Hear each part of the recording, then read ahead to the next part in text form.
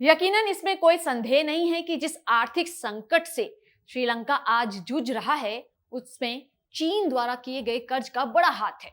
समय की मार ने श्रीलंका को दोस्त और दुश्मन में अंतर करना सिखा दिया है और तभी वो सहायता के तौर पर भारत से उम्मीद लगाए बैठा है। भारत ने भी श्रीलंका को उसके आर्थिक संकट से उबारने में हर संभव मदद का भरोसा दिया है। आर्थिक बदहाली से जूझ रहा श्रीलंका आज दिवालिया होने की कगार पर खड़ा है। हालात ये है कि विदेशी मुद्रा भंडार समाप्त हो चुका है, पर्यटन उद्योग चौपट हो चुका है, जनसंख्या का एक बड़ा हिस्सा गरीबी रेखा से नीचे चला गया है। उस पर चीन के भारी भरकम कर्ज ने श्रीलंका की नाव को ऐसे भंवर में फंसा दिया है जिससे उसका संकट और बड़ा होता जा रहा है। श्रीलंका को इसी चीन ने विकास के ऐसे ऐसे सपने दिखाए जिसमें वो फंसता चला गया। दरअसल श्रीलंका पर पूरी तरह अपनी पकड़ मजबूत करने के लिए ताना बाना 2014 में चीनी राष्ट्रपति शी जिनपिंग की यात्रा के दौरान ही बुन लिया गया था। भारत में उसी समय इस बात की आशंका जताई जाने लगी थी कि श्रीलंका को कर्जमाल के जंजाल में फंसाकर ये सब कुछ सिर्फ रणनीतिक लाभ के लिए किया जा रहा है। श्रीलंका की ये बात उस समय समझ में आई जब कर्ज ना चुकाने पाने की स्थिति में उसको 99 वर्षों के लिए सामरिक तौर पर बेहद महत्वपूर्ण हम्बनटोटा बंदरगाह को उसे चीन के गिरवी रखने के लिए मजबूर होना पड़ा।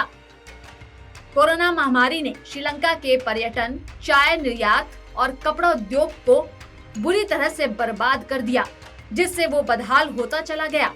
आज उसका विदेशी मुद्रा भंडार खाली होने की कगार पर पहुंच चुका है, जिसके कारण उसको विदेशों से कर्ज मिलना भी बेहद मुश्किल हो चुका है। वर्तमान में चीन की चाल को समझ चुका श्रीलंका अब भारत की शरण में आ चुका है और भारत ने भी पड़ोसी धर्म को निभाते हुए श्रीलंका को हर संभव सहायता देने का भरोसा दिलाया है। भारत के विदेश मंत्री एस जयशंकर की हालिया श्रीलंका की यात्रा में दोनों देशों के बीच आधा दर्जन से अधिक महत्वपूर्ण समझौतों पर हस्ताक्षर हुए। भारत और श्रीलंका के संबंधों पर नजर रखने वालों का मानना है कि इन समझौतों से भारतीय कूटनीति को चीन के ऊपर बड़ी बढ़त हासिल हुई है, जिसको समझना आवश्यक है। भारत ने जाफना के 3 द्वीपों पर हाइब्रिड परियोजना शुरू करने को लेकर समझौता किया है। इन्हीं परियोजनाओं को लेकर श्रीलंका ने पहले चीन का साथ दिया था, जिस पर भारत ने कड़ी आपत्ति दर्ज कराई थी।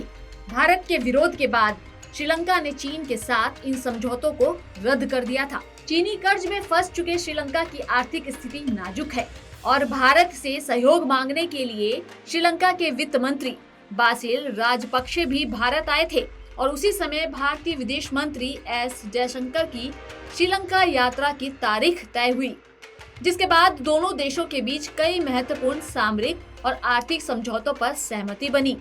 हालांकि इससे पूर्व भारत ने वर्ष 2022 की शुरुआत में 2.4 अरब डॉलर की सहायता देकर उसकी बड़ी सहायता की। वहीं भारत के एक बड़े औद्योगिक समूह ने भी अक्षय ऊर्जा संयंत्रों के लिए 50 करोड़ डॉलर की परियोजना पर काम शुरू किया है।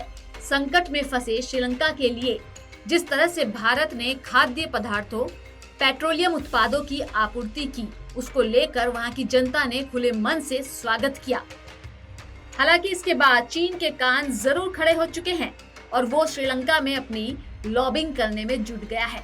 हालांकि भारत और श्रीलंका जिस तरह से एक दूसरे के करीब आ रहे हैं, वो दोनों देशों के हितों के लिए महत्वपूर्ण है। लेकिन इन सब के बीच भारतीय पक्ष इस बात पर निगाह बनाए हुए है कि श्रीलंका में बढ़ती भारत की साख को कमजोर करने और फिर से कोई नई चाल चलने के लिए चीन कौन सी चाल चलता है।